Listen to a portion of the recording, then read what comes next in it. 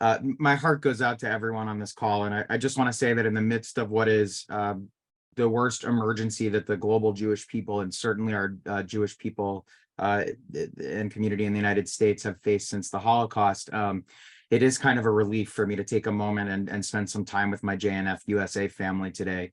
When this all started on Saturday morning, 18 days ago, one of the first things I saw was that Russell was there. You were actually there, Russell, and had just touched down in Israel. And little did any of us dream what would be coming.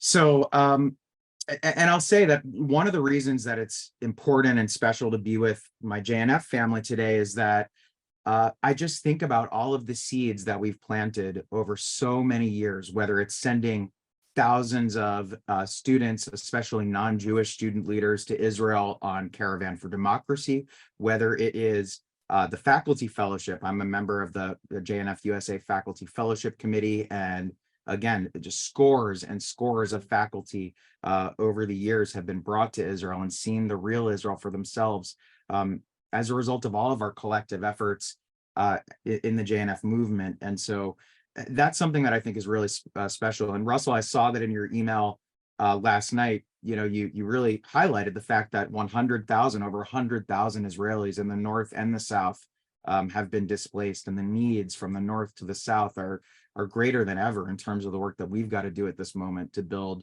the land and the people of Israel. And so I actually am looking at some open source intelligence now that says the number is closer to 200,000 in the latest estimates. So I just thank you for everything that you're doing and that we're able to do together as a JNF movement. Now we are activating everything. So all of those investments over the years, both the JNF-USA investment in its own Caravan for Democracy initiatives, in the faculty fellowship, in the college summit. We're going to have one in a little over a month here in Denver at the largest ever JNF-USA Global Summit.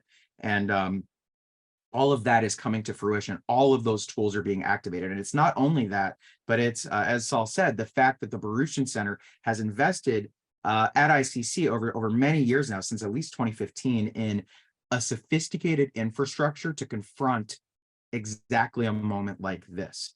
And what we're seeing it is quite dramatic, because one of the things that Russell and the Yale Septi Kane and Scott Schreiber and you, Saul, know is that what we're facing here on the college campuses is not a grassroots movement, right? It's not some campaign that's from the bottom up, that's organic, with students spontaneously demonstrating in support of Hamas. It is a professional top-down operation. It is highly organized. And one of the things that the people who've been watching this for a long time and fighting this war for a long time understand is that American Muslims for Palestine, which is the principal organization in the United States that is working to end American support for Israel, is literally housed in the same Chicago-based corporation as the National Students for Justice in Palestine. So when you saw just days, hours after this horrific massacre, 1,400 Israelis dead, 3,700 wounded, more than 200 hostages in Gaza, 7,500 rockets fired from Gaza since this all began. In the context of that, even before an ounce of Israeli retaliation had occurred, we saw these pro-Hamas protests break out on campuses from coast to coast. And my point about that is that it did not just happen. It's highly organized. There are political organizers handling it. There are these big professional campaigns with communications experts, et cetera. And one of the other pieces that has really become clear over the past couple of weeks is that the online information war is the center of gravity of this conflict. And so what do I mean by that? Everything that's happening on the ground is obviously critical. Militarily, the kinetic activity we're seeing in the north, the south, and beyond, all of the absolutely vital people building, state building, institution building, humanitarian efforts that JNF-USA is sponsoring. But the center of gravity is the information space, in the sense that we saw in 2021 that you have to make just as strong an effort online, because that's where people are living today. You can look at all the data, all the statistics, and especially when it comes to our college campuses, our students need support on a couple of fronts right now. One is physical security, I mean, ICC, our National Operations Center that's up 24/7, has never received so many simultaneous requests from local Hillels, local Chabads, local AIP High chapters, local students, local faculty for physical security advice and assistance. And the second is that they need us to continue to amplify pro-Israel voices online, on social media, on Snapchat, on TikTok, on Instagram. That is as much where this war is being fought as anywhere else.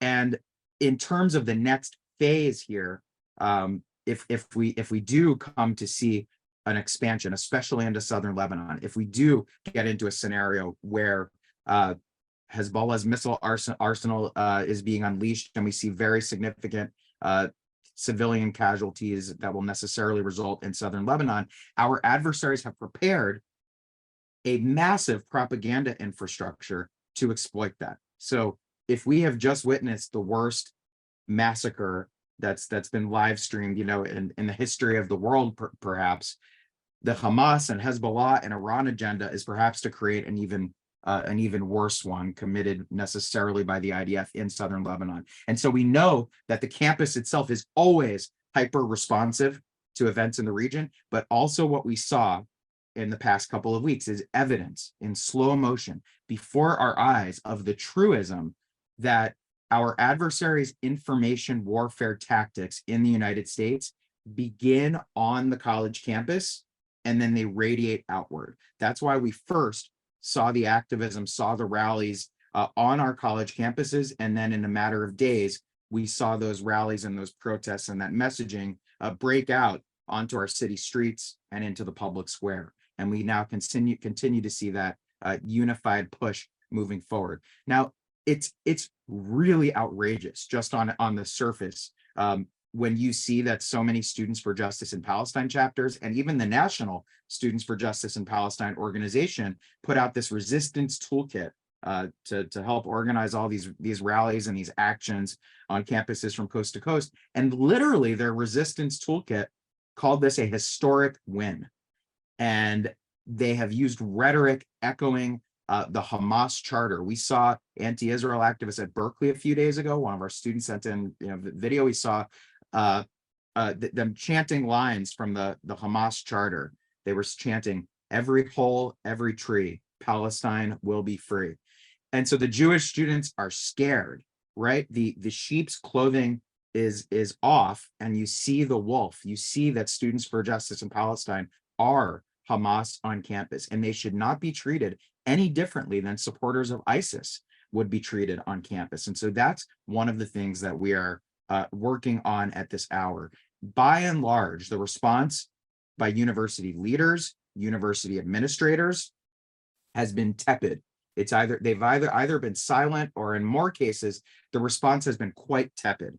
And ICC believes that there is a simple and clear blueprint for protecting Jewish and pro-Israel students, Jewish students and their allies and friends on college campuses from coast to coast in this country, and that is to end university sponsorship. What other student group would receive university funding, university recognition, membership in the student government and the student union after calling for violence, after calling for intifada against their fellow students on the heels of the worst massacre of Jews since the Holocaust? And by the way, not only the worst massacre of Jews since the Holocaust, but the worst, but a massacre that was conducted in such a way, in such a violent and heinous fashion, as to burn hatred into the heart of the Israeli people for generations, because the greatest fear of Hamas is peace. And that's the context into which this attack came. It wasn't only 50 years since the Six-Day War. It wasn't only coming at a moment of deep division and vulnerability within the Israeli state and democracy and civil society. It came at a moment when Israel was very, very, very close to achieving an historic peace with Saudi Arabia, an historic peace with most of the Arab world. Already that narrative was having such a hopeful and inspirational impact on our college campus constituencies and beyond.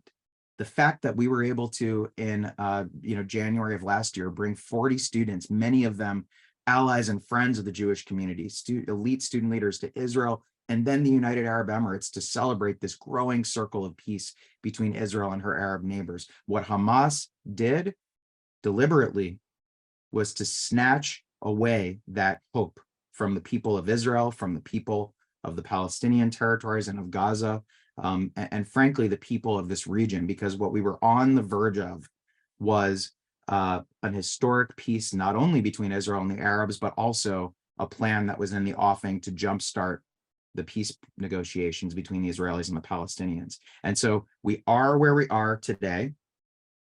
We are offering, in partnership with JNF-USA, in partnership with the Baruchin Center, literally around the clock resources to students nationwide. So if you've got students in your orbit who need assistance, here's what I would recommend. Number one, have them as a first line contact local Hillels, local Chabad organizations on the campuses. My team and I are in direct daily contact with the international levels of those organizations. We are coordinating particularly on the security front. I will add that these heinous pro-Hamas rallies on campuses are now being followed up with boycott, divestment, and sanctions campaigns in the student governments across the country. So we are also working on that closely with our partners nationwide. Second, as a second line resource, although we are drinking from a fire hose, you can have any student email info@israelcc.org. That's just info@israelcc.org. And your JNF professionals have that contact information. They've got my info. So if you do need direct immediate assistance from us, we're operating 24/7 in shifts and attempting to triage. So bottom line here is that it's a massive state of emergency globally for the Jewish people, certainly in America and on the campuses. We are deploying emergency organizing resources, emergency micro grants to students to support scores of vigils and rallies. We are also conducting a rapid message testing and polling operation. We're conducting weekly message testing that we are sharing with our partners, including JNF-USA, at the national level to help inform messaging. And by the way, I'll tell you what that data shows so far. We've conducted 3 polls. The first one was fielded on October 7th. We were prepared for an emergency like this. And what the polling shows is that at this juncture, at this phase of what is going to be an extended military conflict, most likely, the primary messaging for all audiences in the United States at this hour is to just emphasize the raw brutality and cruelty of these crimes. Our message is simple. These were evil acts, and anyone who tries to justify them was complicit. There will come a time, there will come a phase of this war when we need to message to audiences across the country in a segmented fashion. What do you say X to Y, and Z is the most effective messenger. We are preparing for that. We will enter that phase in the near future. We're not yet there. We need to show everyone the truth of what happened.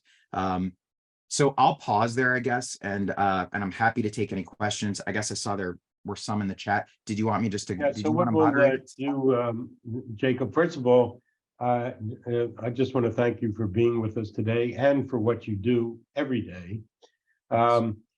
Also, I've been asked. There's a lot of people that view this Zoom live and then watch it also at night, the replays. Probably between the replays and the live, it's over 2,000 people a day. So what I've been asked is, a lot of the participants in this Zoom have gone to colleges and universities. I know you mentioned about Hillel, and should there be a writing campaign directly to their colleges? And if so, could there be a template of a letter that should be put together so they hit the major points and get their view directly to the administration? Absolutely. I'm so glad that question came up, Saul, because that's one of the most critical pieces here that I should have mentioned. Look to the example of Mark Rowan. Look to the example of Mark Rowan, who published an open letter. He's a Penn trustee. He published an open letter to University of Pennsylvania decrying they're tepid. Tepid would probably be a generous characterization of UPenn's response. He and other Penn trustees and other Penn donors are now actually withdrawing their financial support for institutions that do not take action more seriously. You're seeing that happen at Harvard with Wexner. There have been a number of prominent examples of major longtime funders and partners of these universities saying, we will not stand for this Jew hatred. And by the way, you know, we support the First Amendment. No one here is saying that Students for Justice in Palestine, that if these students want to sympathize with the Hamas massacre, that they should be barred from doing that. That's what the First Amendment is all about. It's about protecting the most offensive speech. And we support that. But it doesn't shield the speakers of that speech from criticism or from consequences for that speech. And so to see that every university president who condemned the murder of George Floyd has not yet spoken out and clearly, not both sides, not we need a ceasefire, not we care about everyone, but clearly and strongly condemning the worst hate crime against Jews since the Holocaust is simply outrageous. There's simply no excuse for it. And so, whereas the Jewish students have shown years of solidarity with other marginalized communities that have needed help, now we are the ones who need help.